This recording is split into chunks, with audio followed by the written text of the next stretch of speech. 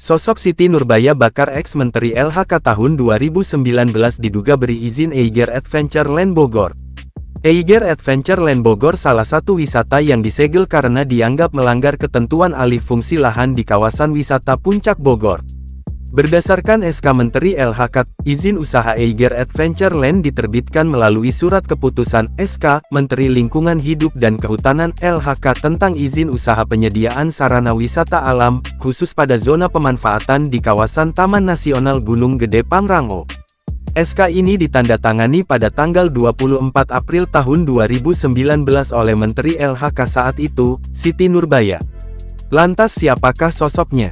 Siti Nurbaya Bakar merupakan mantan Menteri LHK di Kabinet Kerja tahun 2014 sampai tahun 2019. Pada tanggal 23 Oktober tahun 2019, ia dipilih kembali mengemban tugas sebagai Menteri Lingkungan Hidup dan Kehutanan pada Kabinet Indonesia Maju tahun 2019 sampai tahun 2024.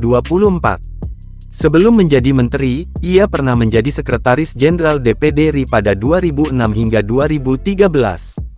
Sedangkan, pada tahun 2011 sampai tahun 2015 dirinya menjadi Dewan Komisaris Pusri, Kementerian BUMN RI. Politisi Nasdem ini merupakan lulusan S1 Institut Pertanian Bogor pada 1979, S2 International Institute for Aerospace Survey and Sciences ITC NCD, Belanda. Dan lulusan S3 Institut Pertanian Bogor, kolaborasi dengan Siegen University, Jerman pada 1998.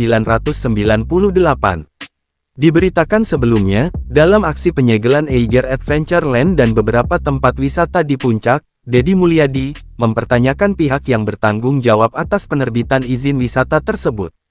Saat melakukan penyegelan bersama Menteri Koordinator Pangan, Zulkifli Hasan, Menteri Lingkungan Hidup, Hanif Faisal Nurofik, serta Bupati Bogor, Rudi Susmanto, Deddy menyoroti perubahan fungsi lahan di kawasan wisata tersebut.